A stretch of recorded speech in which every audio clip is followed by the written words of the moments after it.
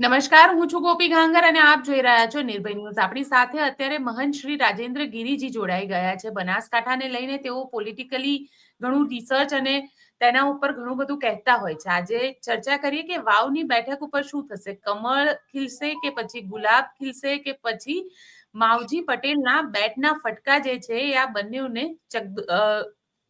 ચકદી દેશે. બાપુ, આપની પાસેથી જાણવા માંગીશ કે શું થશે આ વખતે, આપનો સર્વે શું કહી રહ્યો છે, આપને શું લાગી રહ્યું છે, કારણ કે ત્યાં આગળ દરેક વસ્તુ ઉપર તમારી નજર હતી. બરાબર છે. નમસ્કાર. બેટ બોલના બદલે કમળને ફટકા મારશે એટલે ગુલાબ જીતશે, બિલકુલ એવું જણાઈ રહ્યું છે. કઈ રીતે બાપુ? હાજી, કઈ રીતે આપને એવું લાગે છે?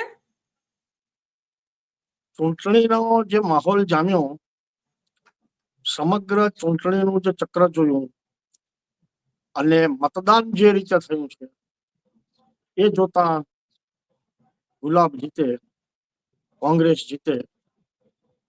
છેલ્લે ભાજપે પણ ઘણો પ્રયત્ન કર્યો છે, અપક્ષ માવજીભાઈએ પણ ઘણો પ્રયત્ન કર્યો છે, પણ જે પરિસ્થિતિ હતી, જે સમીકરણ હતું એ જોતા ફરી પાછું લોકસભાનું પુનરાવર્તન થઈ જાય તો નવાઈ નહીં.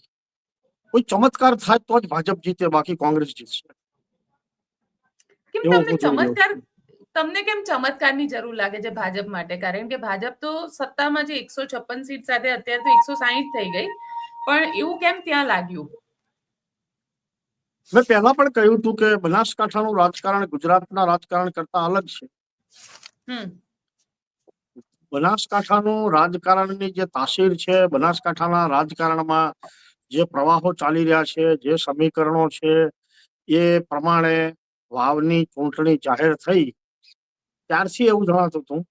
પણ આખી ચૂંટણીનો જે ચૂંટણી યાત્રા ચાલી, ચૂંટણીનો માહોલ જે બન્યો, પ્રચાર જે ચાલ્યો, એ સંપૂર્ણ જોતા અને છેલ્લે મતદાન જોતા કોંગ્રેસ જીતે તેવો મત વિસ્તાર થોડો મોટો છે, 3 તાલુકા છે, પણ ત્રણેય તાલુકાઓમાં નજર કરીએ છીએ તો એમ જ લાગે છે કે કોંગ્રેસ જીતશે. ગેનીબેનનો પ્રભાવ એટલે કે સંસદ સભ્યશ્રીનો પ્રભાવ પણ ઘણો રહ્યો. એમનો જ મત વિસ્તાર, એમનું વતન અને એમના જ ઠાકોર સમાજના ભાજપના ઉમેદવાર, છતાંય ઠાકોરોનું મતદાન ખૂબ નીરસ રહ્યું.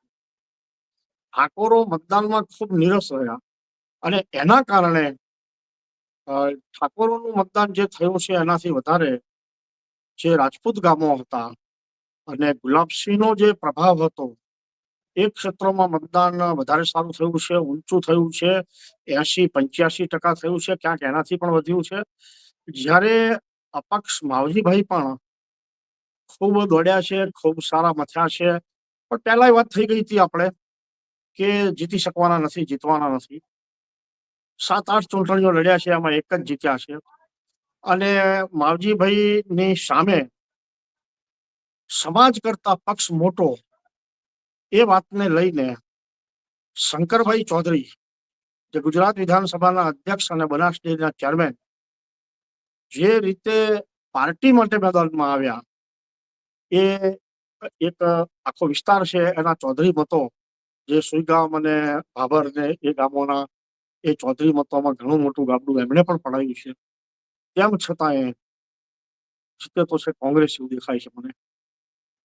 તમને કોંગ્રેસનું લાગી રહ્યું છે, પરંતુ બનાસકાંઠાની ચૂંટણી તો આખી જાતિગત આધારિત ચૂંટણી હોય છે. ત્યાં આગળ સમાજ મતદાન કરતું હોય છે, ત્યાં આગળ કોઈ પક્ષ કે પાર્ટી નથી હોતી. તેવામાં કારણ કે ગેનીબેન ઠાકોર સમાજથી સ્વરૂપજી ઠાકોર આવે, સામે રાજપૂત સમાજ આવે, ચૌધરી સમાજના એક અલગ વોટ બેંક, તો ઓવરઓલ સમાજનું કોમ્બિનેશન તમને શું લાગ્યું? તમે જે સમાજની વાત કરી એ જ આધારે હું કહું છું કે કોંગ્રેસ જીતશે. ઠાકોર સમાજના વોટ વધારે હોવા છતાં મતદાન ઠાકોર સમાજનું ઓછું થયું છે. ઓછા મતદાનમાં પણ ગેનીબેન જે ભાગ પડાવે છે 30% ઉપર ઠાકોર સમાજમાંથી, એટલે સ્વરૂપજી એકલા જ ઠાકોર ઉમેદવાર હતા એવું નહીં, ગેનીબેન પણ ઠાકોર છે ને. બીજી બાજુ તમે જુઓ કે રાજપૂતો સાથે ઇતર સમાજ, બનાસકાંઠામાં મોટા સમાજોની સામે હંમેશા ઇતર સમાજે ધાર્યા પરિણામ લાયા છે. ભૂતકાળની ચૂંટણીઓ છે 1952 થી આપણે એકવાર ચર્ચા કરી હતી, તો એ બતાવે છે. એટલા માટે હું પણ કોંગ્રેસ કોઈ પક્ષ તરીકે જીતે છે એ મારી વાત નથી, અથવા ભાજપ કોઈ પક્ષ તરીકે હારે છે એવી વાત નથી, પણ જાતિગત સમીકરણોમાં જ કોંગ્રેસ જીતે છે. કારણ કે ભાજપે ઠાકોર ઉમેદવાર લાયા તો ઠાકોર સમાજ મોટો, પણ ઉમેદવારની પ્રતિભા મોટી નથી. ઉમેદવાર સીધા સરળ સજ્જન ભલા એમાંના નહીં, પણ ઉમેદવાર પાસે કોઈ રાજકીય વિઝન નહોતું. ઉમેદવાર પાસે જ્ઞાતિગત કોમ્બિનેશન કરવાની કોઈ આવડત નથી. ઉમેદવાર પાસે પોતાની કોઈ વ્યક્તિગત ઇમેજ નથી. એમના વ્યક્તિગત કોઈ એટલા મોટા સંબંધો અને સંપર્કો નહોતા. તો આ બધા સંજોગોમાં ઉમેદવારની વાત પણ જાતિગત સમીકરણોની સાથે રહે છે. ત્યારે ગુલાબસિંહ ખૂબ એક્ટિવ હતા, ખૂબ સક્રિય હતા. ધારાસભ્યનો અનુભવ રહી ચુક્યો છે. એમના દાદા સમયથી એમના ઘરમાંથી રાજકારણ એટલે કે ગળથુથીમાં રાજકારણ એમને મળેલું છે. તો એ વસ્તુ પણ રહી. સામે માવજી પટેલ આજે 7-8 વખત ચૂંટણી લડતો હોય માણસ કેટલો બધો અનુભવી થઈ ચુક્યો હોય, તો એને એના અનુભવનો પણ ઉપયોગ કર્યો છે. આ બધું થયું છે. ત્યારે પેલી બાજુ સામે ફરી પાછી એ લોકસભા વાળી જ વાત હતી કે જે રીતે સ્વરૂપજીનું કેમ્પેઇન શંકરભાઈએ ઉપાડ્યું એટલું ભારે ફરી કોઈએ ઉપાડ્યું નથી. ભાજપના પ્રદેશના આગેવાનો બનાસકાંઠાની રાજકીય તાસીર સમજવા જ તૈયાર નથી. આ એક જબરજસ્ત અગત્યની વાત છે. જો એ રાજકીય તાસીર ઉમેદવારને મુકતા પહેલા સમજી લે, એનો અભ્યાસ કરે, 5-25 અભ્યાસુ લોકોને મળે. હવે ભાજપની વાત નથી, એ આવે ત્યારે શું ભાજપના લોકોને મળે, ભાજપના લોકો તો એમ જ કહેવાના તમે કોઈ બરાબર છે, આ ઉમેદવાર તો હા બરાબર છે. પણ ભાજપ સિવાયના લોકોને મળે અને ત્યાંથી પણ માહિતી મેળવે. ભાજપમાં પણ ઘણા તટસ્થ અભ્યાસુ છે, એમના પાસેથી માહિતી મેળવે તો એમને આખું ચિત્ર મળે. આ ન થવાને કારણે લોકસભામાં પણ પરિણામ ભોગવવું પડ્યું અને અહીંયા પણ મને એનું એ પરિણામ દેખાય છે.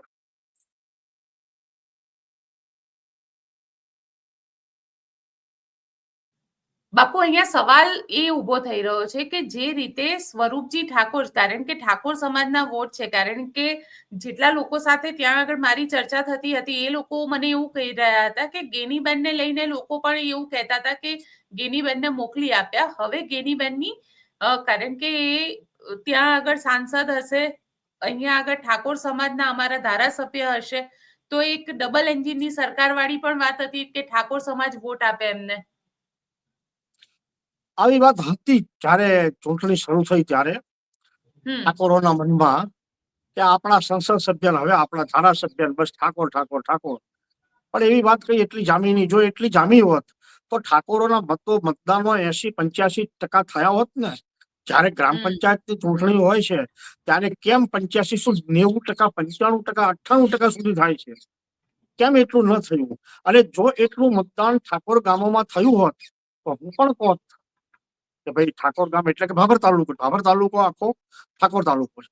ભાભર તાલુકામાં જો એટલું મતદાન થયું હોત તો મારે પણ કેવું જ પડોત કે ઠાકોરોનું મતદાન વધારે થયું છે અને માટે ભાજપ તરફી હવામાન બને છે, એવું હું કહેતો જ. પણ જયારે નથી બન્યું ત્યારે હું કહું છું મારો કોઈ ઠાકોર પ્રત્યે કે ભાજપ પ્રત્યે કોઈ દ્વેષ નથી. હું ભાજપનો છું. 1980 થી 1985 સુધી હું ભારતીય જનતા પાર્ટીનો સંગઠન મંત્રી હતો. હું રાષ્ટ્રીય કાર્યકારિણીનો સદસ્ય હતો. પણ સવાલ એ છે કે અત્યારે જે રીતે ભાજપ ચાલે છે એ વખતે ભાજપની સ્થાપના થઈ રામલીલા મેદાન દિલ્હી ખાતે, ત્યારે હું હાજર હતો. બનાસકાંઠામાંથી 2 જ લોકો હાજર હતા, સ્વર્ગસ્થ બચાણી સાહેબ અને હું. ત્યારે હું એમાં હાજર હતો. એના પછીથી અમદાવાદમાં ભાજપનું પ્રથમ ગુજરાતનું સ્થાપના અધિવેશન થયું, લાલ દરવાજા હોમગાર્ડ ગ્રાઉન્ડ. એમાં હું હાજર હતો ને ત્યાં સંગઠન મંત્રી તરીકે મારી જાહેરાત થઈ. આ વાત છે, મારો આ અભ્યાસ છે. પૂર્વાશ્રમમાં મારો પત્રકારત્વનો વ્યવસાય રહ્યો છે, તો એના કારણે પણ મારો અભ્યાસ છે. બનાસકાંઠા જિલ્લાના જૂના એટલે કે રાધનપુર સુધીના 1264 ગામો છે. એમાંથી એ જમાનામાં મેં 800-850 ગામો જોયા હતા અને અત્યારે પણ વાવ, સુઈગામ અને ભાભર તાલુકાના અનેક ગામોનો મેં પ્રવાસ કર્યો હતો અને એના આધારે હું કહું છું કે અત્યારે મને આ દેખાય છે. હા, મારું ગણિત ચમત્કાર થાય તો ખોટું પડે એવું પણ હું કહું છું. પણ સામે માવજી ચૌધરી હતા. હવે માવજીભાઈને લઈને તો એવી ચર્ચા હતી કે માવજીભાઈ અહીંયા આગળ ચૌધરી સમાજ જે છે, કારણ કે શંકર ચૌધરી બી છેલ્લે છેલ્લે મેદાનમાં ઉતર્યા અને એમને કહેવું પડ્યું કે બધા જ ચૌધરી બટેંગે તો કટેંગેની વાત પણ કરી કે જો વહેંચાઈ જશે તો ક્યાંક તકલીફ થશે. તો આ કઈ રીતે તમે જોઈ રહ્યા છો કે માવજીભાઈ કોને તો વધારે નુકસાન પહોંચાડ્યું? કોંગ્રેસને નુકસાન પહોંચાડ્યું કે ભાજપને નુકસાન પહોંચાડ્યું? માવજીભાઈએ વધારે નુકસાન ભાજપને પહોંચાડ્યું, થોડું નુકસાન કોંગ્રેસને પણ પહોંચાડ્યું, પણ વધારે નુકસાન ભાજપને પહોંચાડ્યું. ભાજપ ચૌધરીઓને અત્યાર સુધી એટલું બધું આપ્યું. હરિભાઈ ચૌધરી 6 વખત પાર્લામેન્ટની ચૂંટણી લડ્યા, 7મી વખત પરબતભાઈ લડ્યા, 8મી વખત રેખાબેન લડ્યા. સળંગ 8 વખત ચૌધરીઓને લોકસભાની ટિકિટ મળી. હરજીવનભાઈ પટેલ મિનિસ્ટર રહ્યા, પરબતભાઈ પટેલ મિનિસ્ટર રહ્યા, શંકરભાઈ મિનિસ્ટર રહ્યા અને વર્તમાન અધ્યક્ષ છે. તેમ છતાંય ભાજપની સામે ચૌધરી અપક્ષ ચૂંટણી લડવા નીકળે, ઘણા ઇતર કોમોને આ વિચાર ખૂંચ્યો છે કે ચૌધરી એમની વાત આવે ત્યારે સમાજ અને ચૌધરી, ત્યારે ભાજપ નહીં. આ ચૂંટણી એક વસ્તુ એવી પુરવાર કરી છે કે મોટા સમાજોને પક્ષ નથી. મોટા સમાજો પોતાના સમાજને સાથે લઈ ચાલે છે, સમાજ માટે જીવે છે, સમાજ માટે ચાલે છે. ખૂબ ઓછા લોકો એવા છે કે જે મોટા સમાજના, દાખલા તરીકે આપણે વાત કરવી હોય તો ચૌધરી સમાજની જ કરીએ. ચૌધરી સમાજમાં શંકરભાઈએ પક્ષ પલટો નથી કર્યો, હરિભાઈએ નથી કર્યો. કોંગ્રેસમાંથી જોવું હોય તો નથાભાઈ કે શિવાભાઈ ભુરિયાએ પક્ષ પલટો નથી કર્યો. બાકી ચૌધરી સમાજના લોકો અત્યાર સુધીમાં અનેક વખત પક્ષ પલટા આગેવાનોએ કર્યા છે અને બધી પાર્ટીમાં. આ માવજીભાઈ તમામ પાર્ટીમાંથી ચૂંટણી લડ્યા, ભાજપમાંથી લડ્યા, કોંગ્રેસમાંથી લડ્યા, અપક્ષ લડ્યા. આ માવજીભાઈ ભાજપમાં હતા. ભાજપમાં ક્યારે હતા? 2020માં પેટા ચૂંટણી આવી ત્યાં થરાદમાં, ત્યારે કોંગ્રેસમાંથી ભાજપમાં આવી ગયા ચૌધરીને જીતાડવા માટે. જીતાડી ન શક્યા, કારણ કે ઇતર કોમોને એમ મગજમાં આવ્યું કે આ ચૌધરી ભેગા થયા છે તો હવે આપણે ઇતર કોમો ભેગા થવાના ગુલાબસિંહ જીતી ગયા. ફરી પાછા અત્યારે તેઓ આ જ રીતે ભાજપમાં હોવા છતાંય મેદાનમાં આવ્યા. તમે ધીરજ તો રાખો. પાર્ટી છે, પાર્ટીને પણ એનું કોઈ ગણિત હોય છે, એનું કોઈ શિસ્ત હોય છે, સંયમ હોય છે. કઈ નહીં, તમારી વાત ના થાય એટલે તમારે અપક્ષ લડવાનું. અને તમને ટિકિટ તો આપેલી જ છે, ભાજપે ક્યાં નથી આપેલી? તો ભાજપમાં તમે બેસી રહો તો આજે નહીં તો કાલે કંઈક તો થાય. આ પાર્ટીની એક શું કહેવાય પદ્ધતિ હોય છે. વર્ષોથી લોકો પાર્ટીઓમાં બેસી રહે, કોંગ્રેસ હોય તો કોંગ્રેસ, ભાજપ હોય તો ભાજપ. અને એમનું તપ જ્યારે તપે ત્યારે એમના ભાગે કંઈક આવે, પણ એમને એમ લાગે કે નહીં હું અપક્ષ જ લડું. તો એમની આ અપક્ષવાદ ચૌધરી સમાજ ભેગો થયો, બધું થયું બરાબર છે, પણ ચૌધરી સમાજ ભેગો થયો અને ચૌધરી સમાજ જ્યારે ભાજપની સામે અને માવજીભાઈ પોતે પણ એટલા બધા આક્રમક બનવા માંડ્યા, ત્યારે શંકરભાઈએ પણ મેદાનમાં આવવું પડ્યું અને શંકરભાઈની સાથે પરબતભાઈ પણ આવ્યા અને એ લોકોએ પણ ખુલાસો કર્યો કે ભાઈ પાર્ટી એ પ્રથમ છે. આજ દિવસ સુધી પાર્ટીને, ચૌધરી સમાજને ભારતીય જનતા પાર્ટીમાં બનાસકાંઠા જિલ્લામાં સૌથી વધારે આગેવાનોને કોઈ લાભ મળ્યો હોય તો ચૌધરી સમાજના આગેવાનોને લાભ મળ્યો છે. અને છતાં પણ જો અપક્ષ લડવા મેદાનમાં આવી ગયા હોય પાર્ટીની સામે, તો પાર્ટીના શંકરભાઈની જેમ ફરજ હતી બીજા લોકોની હતી. ખેર કેટલાક લોકો આવ્યા છે, એમના માણસો પાછા સામે રહ્યા છે, આવું બધું ચાલ્યું છે. પણ તે છતાંય શંકરભાઈ જેટલા આમાં આ ચૂંટણીનું પરિણામ ગમે ત્યાં આવે, બેન એક વાત એ પણ લખી રાખજો, દૂરોગામી પરિણામો તરીકે શંકરભાઈને વ્યક્તિગત ઘણું મોટું નુકસાન થશે.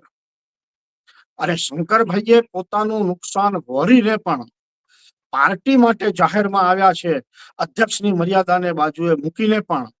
તો આ વસ્તુ જે બની છે એ બતાવે છે કે માવજીભાઈ હવે જીતવાના ઉમેદવાર તો નહીં, પણ મને તો ત્યાં સુધી લાગે છે કે માવજીભાઈ ભવિષ્યમાં ચૌધરી સમાજને પણ ઘણું મોટું નુકસાન કરશે, એવી પણ વાત મેં અગાઉના વિડીયોમાં કરેલી છે.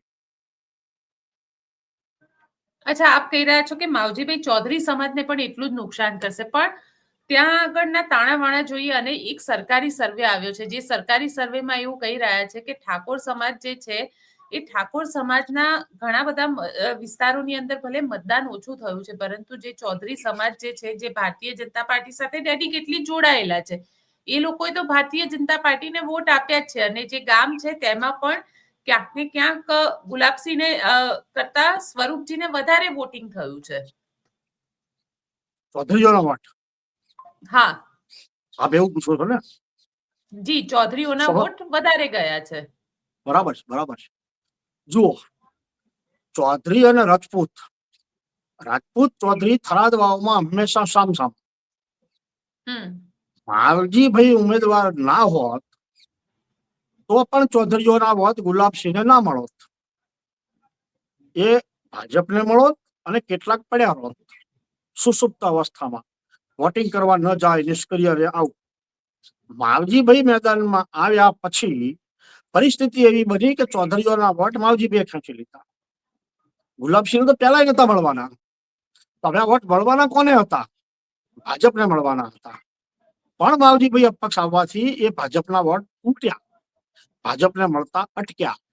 પણ ચૂંટણીના 3 દિવસ બાકી હતા અને શંકરભાઈ મેદાનમાં આવ્યા અને શંકરભાઈએ જે આક્રમકતાથી પ્રતિષ્ઠાનો જંગ બનાવ્યો છે અને એ પોતે ચૂંટણી લડતા હોય એટલી મહેનતથી એમને ખેંચાણ કર્યું છે, માટે કેટલાક ચૌધરી મતો મળે છે. એમાં હું ના નથી કહેતો, પણ અને એટલે જ હું કહું છું કે જે ચમત્કારનો મુદ્દો, ચમત્કાર કેવી રીતે થાય? ચમત્કાર માટે પણ કારણો હોય છે. જેમ કે વીજળી પડે, વૈજ્ઞાનિક કારણ જુદું છે, પણ અમારા ત્યાં માન્યતાના કારણો એવા છે કે ભાઈ ખેજડીનું ઝાડ હોય, પૂરી ભેંસ હોય, કાળો દોરો હોય તો વીજળી પડે. એવી રીતે ચમત્કાર ક્યારે થાય? તો ચમત્કાર ક્યારે થાય કે જો ચૌધરી મતો શંકરભાઈના પ્રયત્ન અને મહેનતથી ભાજપ તરફ ડેરીના તાણાવાણાને કારણે, સામાજિક તાણાવાણા કે રાજકીય તાણાવાણાને કારણે જો ચૌધરી મતો, અમને નથી લાગતું એટલા મળ્યા છે, પણ જો મળ્યા હોય, કોઈ અંદર તો જોવા જઈ શકતું નથી, તો કદાચ ચમત્કાર બને. બાકી ચમત્કારની પણ કોઈ શક્યતા નથી દેખાતી. કોંગ્રેસની જ શક્યતા દેખાય છે. પણ ચમત્કાર માટે તમે જે મુદ્દો કીધો એ મુદ્દો છે. અને ઘણી જ વખત મારે એમ કહેવું છે કે સરકારી સર્વે પણ કેટલાક લોકોને ખુશ કરવા અને કેટલીક વાતોને પોતાની રીતે તોડી બરોડીને રજૂ કરે છે, એવું પણ બને છે. કેટલાક લોકો પોતાને જ્યારે ચૂંટણીમાં ઉમેદવાર બનવું હોય ત્યારે પણ સરકારી સર્વેને મળી એમની સાથે વાટાઘાટા કરી, ગોઠવણ કરી અને એમ કહે કે તમે મારું નામ મોકલજો કે આ જીતના ઉમેદવાર છે. અને એવા નામ મુકાય અને સરકારી સર્વે પણ પછી એવા ટાઈમે ખોટા પડે. આવું પણ આપ પણ જાણો છો, હું પણ જાણું છું કે આખરે આ બધું આવ્યું જ હોય. પણ આ જે અભ્યાસ છે એ પ્રમાણે કોંગ્રેસ મને જીત્યા દેખાય, તે છતાંય હું એક વચ્ચે પોઈન્ટ મૂકતો જ જઉં છું દર વખતે, ચમત્કાર. એ ચમત્કારમાં આ બને કે ઠાકોર વોટ ઓછા થયા અને જો ચૌધરી વોટ આવી ગયા થોડા, તો બરાબર છે. બાકી ઠાકોર વોટ ઓછા થયા માટે હારવાની જ શક્યતા છે. અચ્છા, ઠાકોર વોટ ઓછા થયા, પણ ઇત્તર સમાજ કોની સાથે? કારણ કે માવજીભાઈ બી દાવો કરે છે કે ઇત્તર સમાજ મારી સાથે હતો. ત્યાંનો એસટી, એસસી, ઓબીસી સમાજ જે છે, જેના વોટ 50,000 થી વધારે છે, એ સમાજ કે મને મારી સાથે છે. સામે સ્વરૂપજી, કારણ કે સ્વરૂપજી તો એ દાવો નથી કરી શકતા, પણ ગુલાબસિંહ એ દાવો કરી રહ્યા છે કે હા, ઇત્તર સમાજના વોટ મારી સાથે હતા. જુઓ, એક તાસીર આઝાદી મળી ત્યારથી અત્યાર સુધી હજુ પણ ચાલી આવે છે. હજુ કોંગ્રેસ સિવાયની રાજકીય પાર્ટીઓ ગરીબ મતદારો, મધ્યમ મતદારોના મગજમાં એ ઘુસાડવામાં સફળ થતા નથી કે અમે પણ તમારા માટે છીએ. એસસી મતો, એસટી તો આ મત વિસ્તારમાં એસસી મતો, એ એસસી મતો માટે ભાજપ સરકારે કેન્દ્રમાં, રાજ્યમાં ઘણી જ યોજનાઓ લાવી. તેમ છતાં એસસીના મગજમાં એવું નથી કે આ સરકાર અમારી છે. અત્યારે તો આદિવાસી રાષ્ટ્રપતિ અને આના પહેલા એસસી રાષ્ટ્રપતિ, એવી વાતની અસર થતી નથી. બીજી વાત એવી છે કે એસસી કાર્યકર્તાઓ ભાજપમાં જે હોય છે એ પ્રભુત્વ વગરના હોય છે. સમાજ ઉપર એમનું એટલું પ્રભુત્વ નથી.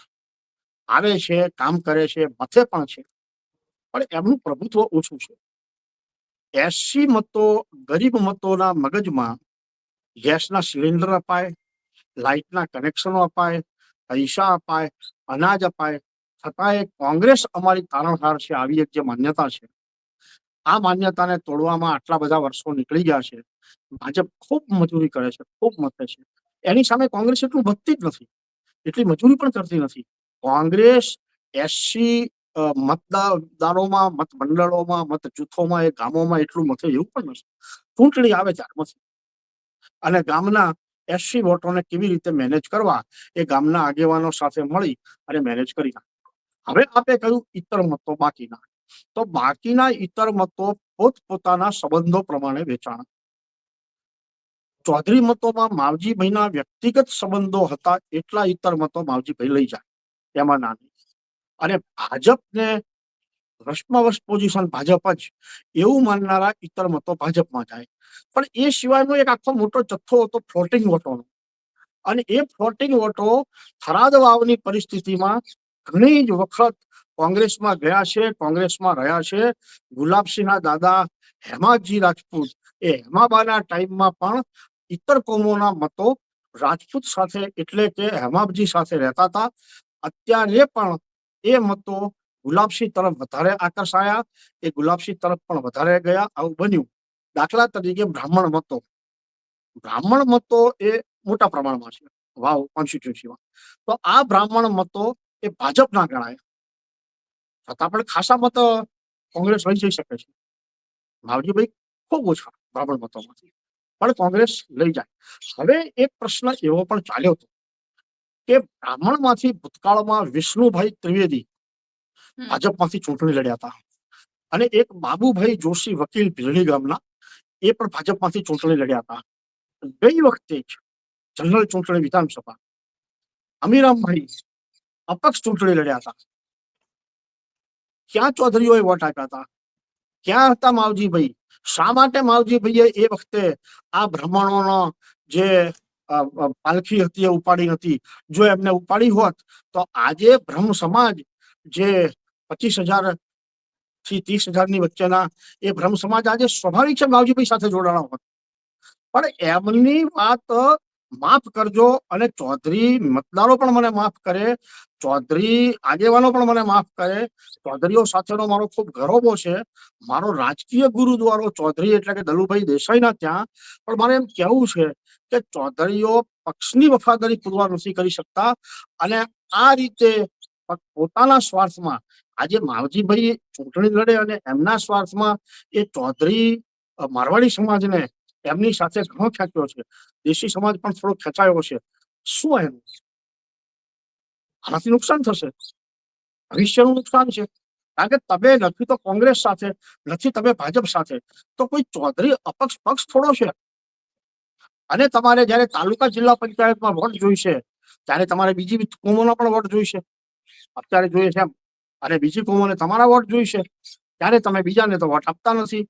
બેન, પાર્લામેન્ટ થી માંડીને નીચે ગ્રામ પંચાયત, દૂધ મંડળી, સેવા મંડળી સુધી જો તમે ચૌધરી આગેવાનને મદદ કરો તો ચૌધરી જેવો કોઈ મર્દ મિત્ર નથી.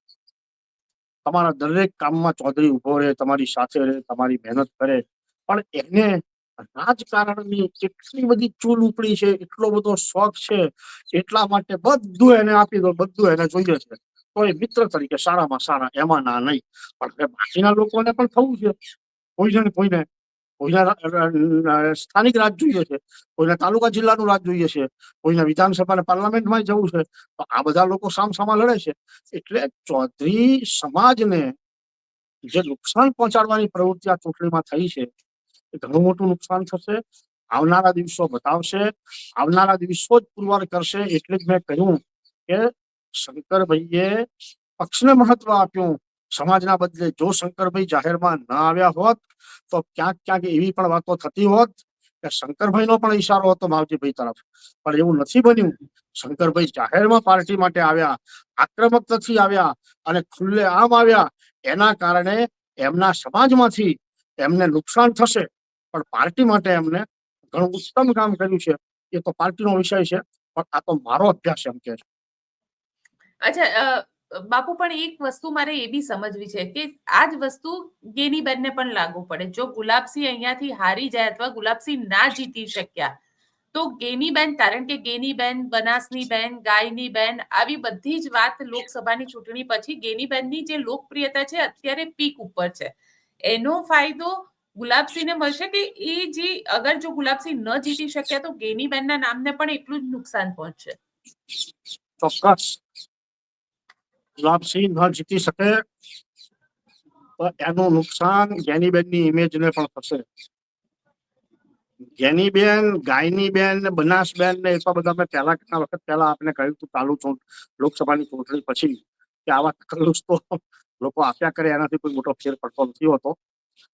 પણ ઠાકોર સમાજમાંથી જ્ઞાનીબેન આ મતક્ષેત્રમાં વોટ તોડી શક્યા. એક બીજી વાત, બનાસકાંઠા જિલ્લાની અથવા તો એમ કહું તો ચાલશે કે આખા ગુજરાતમાં 20-25 હજારથી લઈ શહેરી મત વિસ્તારોને બાદ કરતા બધા જ મત વિસ્તારોમાં ઠાકોર મતો હોય.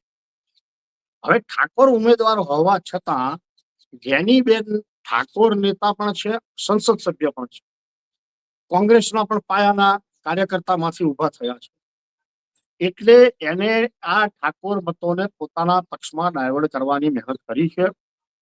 ગુલાબસિંહ જેટલી અથવા તો 2% વધારે પણ એમણે મહેનત કરી છે એટલે જીતે છે.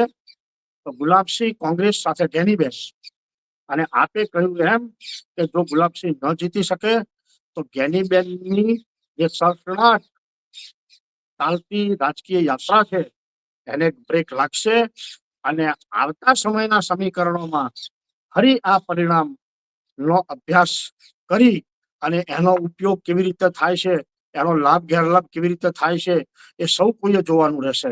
પણ એ વાત ચોક્કસ છે કે આ ચૂંટણી જો કોંગ્રેસ ના જીતે તો જ્ઞાનીબેનને પણ નુકસાન થાય ને થાય. અચ્છા, ગેનીબેનને નુકસાન થાય અહીંયા તમે કહી રહ્યા છો, પણ સાથે સાથે એક વાત એ પણ પૂછીશ કે જો હાર થશે, ભારતીય જનતા પાર્ટીની હાર થશે તો એ હાર કોની હશે?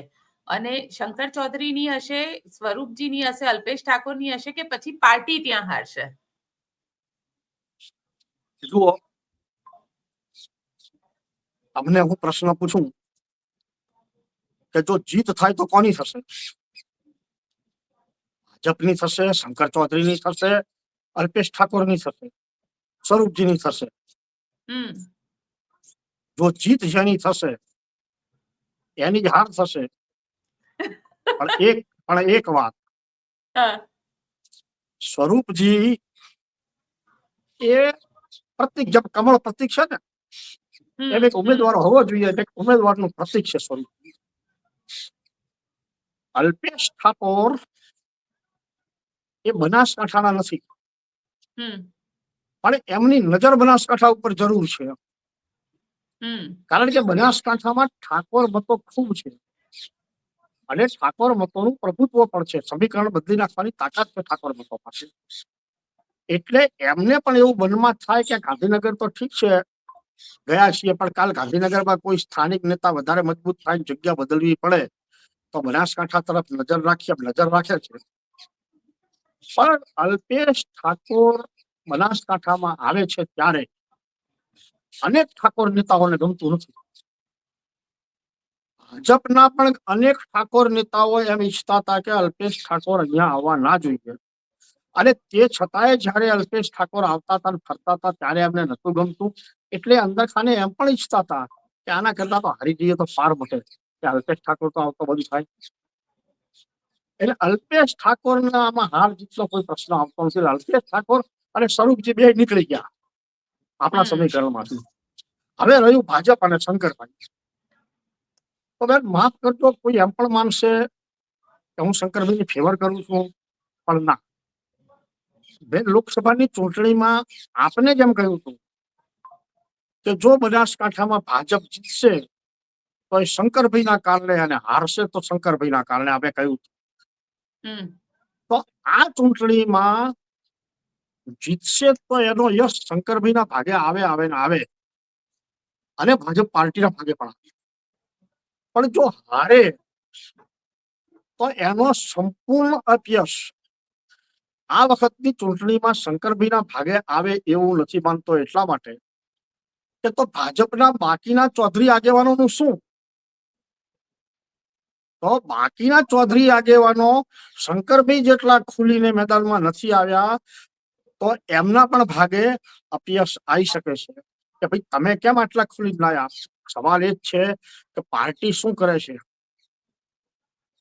જો રાજકીય આગેવાનોને તમે આટલું આટલું આપીને આટલું આટલું કરાવો છો અને છતાંય એ લોકો પાર્ટી તરીકે પાર્ટી સાથે ના રહે, તો પાર્ટીની શિસ્ત, પાર્ટીની દિશા સૂચન એનું શું, અને ભવિષ્યમાં પાર્ટી એના કેવા પગલા લેશે, આ બધું ઘણું બધું આખું ચિત્ર બદલાઈ જાય, એવા સમીકરણો બદલાઈ જાય. પણ તે છતાંય જો જીત આવે તો એ જીત એ 70% શંકરભાઈની ને 30% પાર્ટીની.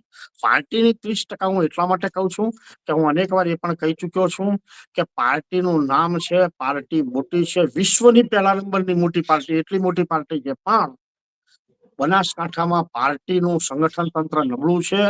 પાર્ટી પાસે સમીકરણો ગોઠવી શકે એવી આવડતવાળા લોકો ઓછા છે, મજૂરી કરવા વાળા છે. પણ રાજકારણ એ માત્ર મજૂરીનો વિષય નથી, દિમાગનો વિષય છે. જેમ ટેબલ ઉપર બેઠા બેઠા ચેસ રમીએ ત્યારે મજૂરી કોઈ કરવાની નથી. એસીમાં બેઠા બેઠા ચેસ રમતા રમતા પરસેવો છૂટી જાય, કારણ કે પરસેવો એટલા માટે છૂટ્યો હોય કે મગજ ચલાવવાનું છે. મગજ ચલાવીને જે રાજકીય સમીકરણો સેટ કરવાના છે, ગુલાબસિંહના આયોજકો ગામે ગામ જઈને ગામના સ્થાનિક પ્રશ્નો, સ્થાનિક વાતો, સ્થાનિક ઝઘડાઓને ભેગા કરીને સમાધાન કરાવવું, સુમેળ કરાવવું, ખૂબ મહેનત કરી છે લોકો આ ચૂંટણીમાં. એટલી મહેનત ભાજપમાંથી કોઈ કરનાર જ નથી. મને ભાજપમાંથી કાર્યકર્તાઓને તાલુકા પંચાયતની સીટ આપી, જિલ્લા પંચાયતની સીટ આપી, બધા પોતપોતાની રીતે તાલુકા પંચાયત, જિલ્લા પંચાયત ઉપર ગોઠવાઈ ગયા, મત્યા બરાબર છે. પણ પરબતભાઈ પટેલ અને શંકરભાઈ ચૌધરી આ બે જે રીતે જેટલી આક્રમકતા છે અને જે રીતે મથ્યા છે, એટલું પાર્ટીમાંથી બીજા વ્યક્તિગત નામો લઈ શકીએ નથી મત્યા, જેના કારણે વ્યક્તિગત રીતે એવું કહેવું અઘરું છે.